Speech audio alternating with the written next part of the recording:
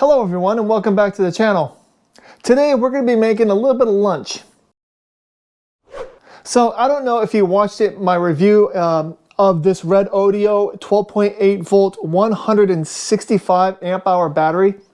But one of the things that they say is that it's perfect if you have a 2000 watt inverter, because you can pull the full 2000 watts of this inverter from this battery and it still should be okay. So what we're going to do is we're going to use one battery. We're going to use this this Junpao 2080 watt pure sine wave inverter, and we're going to be powering this Pampered Chef air fryer, and it's rated for right around 1700 watts. And I'm going to be spicing up and cooking this raw chicken thigh right here, or chicken thighs. And we're going to have this thing on for like 25 minutes. So I really want to see if first, hopefully you can do it because I don't feel like ruining this food.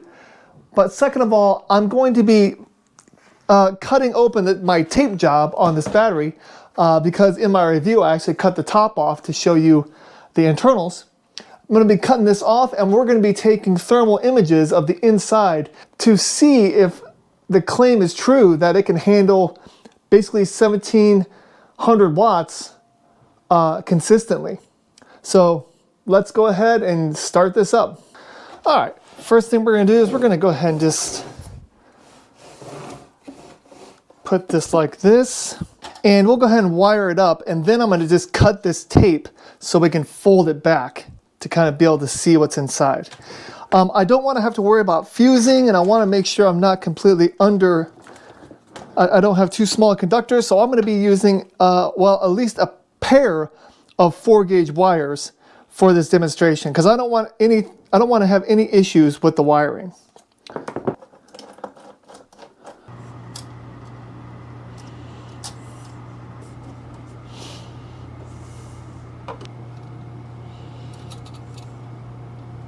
All right, I've got the battery all wired up to the inverter, and I have the air fryer plugged into the inverter as well, but I'm going to go ahead and cut this tape off so we can actually see the insides.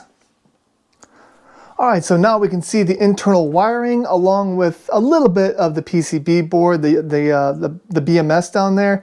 I'm more concerned about these wires right here to make sure they don't get too hot. So that's really what I really want to be monitoring, but I'm going to be doing a thermal camera on this whole thing to see what we can see. All right, so everything I believe is ready to go. So let's go ahead and turn on the inverter. And this should in turn turn on the Pampered Chef. And I would like to kind of preheat this a little bit, so I'm going to set it to air fry. I'm going to go ahead and leave it for 25 minutes at 400 degrees Fahrenheit. So let's go ahead and start it up. And actually, let's pull out this tray. Okay, there we go. Let's start it up. And we are using right at 150 amps. So I'm going to go ahead and season up this chicken. And hopefully by the time I get done, this will be at about 22 or 23 minutes. And then we'll start cooking. All right, to season this chicken, what I'm going to be doing is I'm going to be putting in some pepper.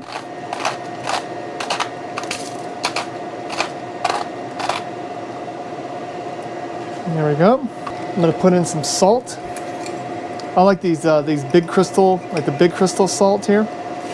It's like sea salt. And then we're going to be putting in a teaspoon of ground garlic. There we go. We're also going to put a teaspoon of fine powdered onion. And then last but not least, we're going to put in some paprika. All right, there we go. Zip this back up. I also put a little bit of olive oil in there to make it so it sticks to the chicken real well. And then I'll just kind of shake it around. These chicken thighs are a bone in and they're skin on. So I don't know if that's your preference, but that's kind of my preference because I like the skin because it gets real crispy. And the bone in, I feel like it really captures the juice of the chicken thigh, make it more juicy. All right, I think that is good enough. I wanted to keep this tray on here so not to mess up anything else. Separate them out a little bit. All right, that's ready to go. My air fryer is at 22 minutes. That's perfect. Let's open it up. Put this tray on the bottom. Put this right here. And let's start cooking it for 21 minutes. I think that's perfect. We're still pulling out about 150 amps from the battery. I'm gonna go wash my hands and then I'm gonna show you a thermal image of what the battery's at right now. All right, our air fryer is at around 17 minutes, so that means that this has been running for about 8 minutes. So let's go ahead and check out the thermal image of the inside of the battery.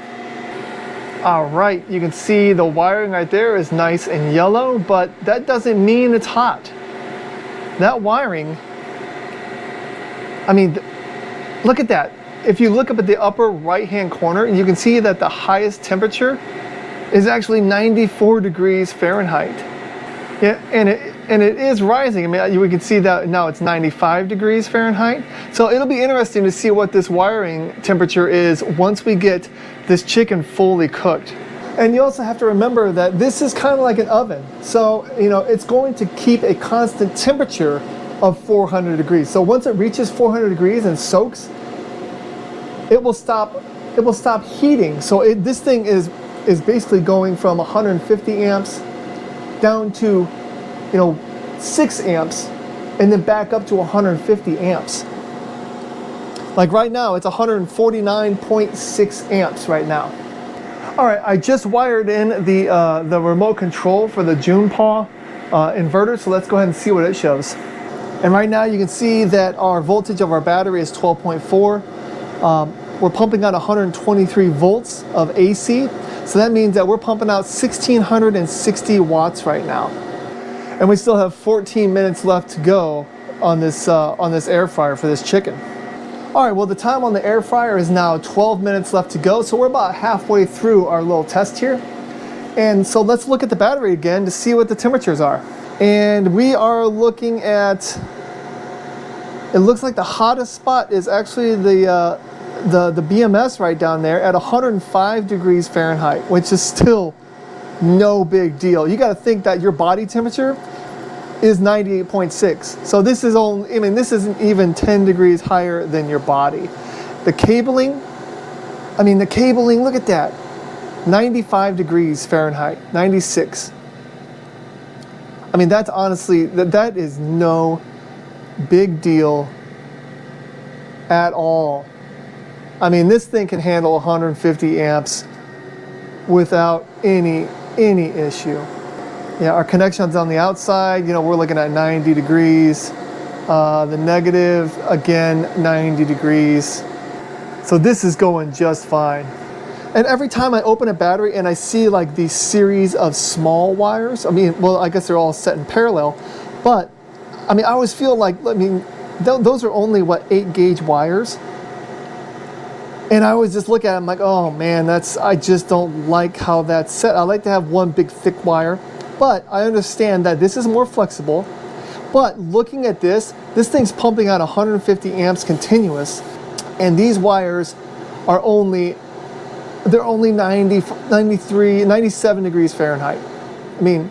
So that really takes away any worry that I have of them getting too hot. All right, well, we're at 8 minutes now, but I just wanted to tell you, if you were wondering about the Junepao 2080 watt pure sine wave inverter, about the heat, if you were worried about the heat of this thing at all, don't be. This thing is 75 degrees. The fans are both blowing, but it's blowing out 85 degree air. 85 degrees Fahrenheit. Cabling is totally fine. The warmest thing on this inverter right now is actually the AC plug going into the air fryer. It's 122 degrees Fahrenheit. And that has nothing to do with the inverter. That just has to do with the plug. And then the oven itself, the front of the oven is, right around 157, 158 degrees. But now we're down to 7 minutes. So let's go ahead and check out the inside of the battery again. And we are up to 105 degrees. I believe that's what it was last time. And that's because of the BMS inside. And it's actually up to 108. So still, we've been doing this for 20 minutes and the BMS is only at 109 degrees Fahrenheit.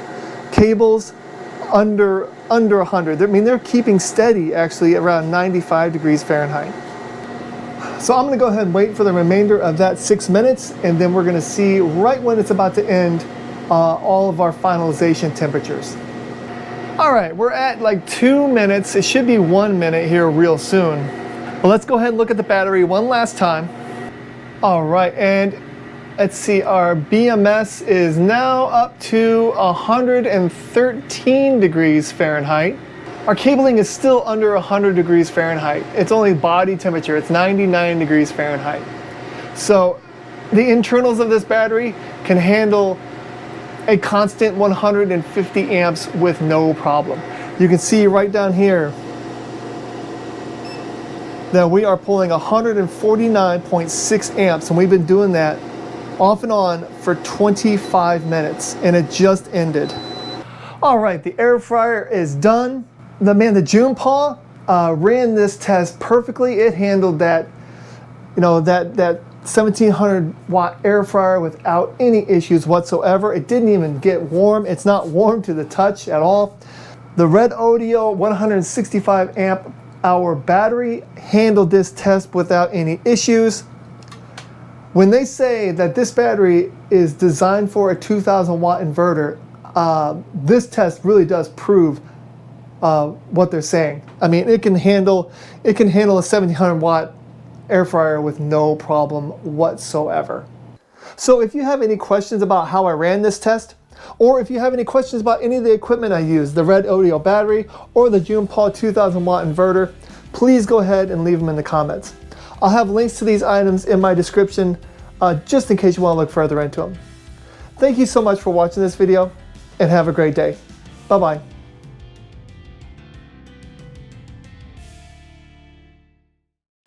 All right, let's see how this chicken turned out. Oh, look at that. That is beautiful. It's probably actually a little overcooked. Oh yeah, 183 degrees Fahrenheit on the biggest piece. These little tiny ones are going to be. Look at that, 176 degrees Fahrenheit. That is beautiful.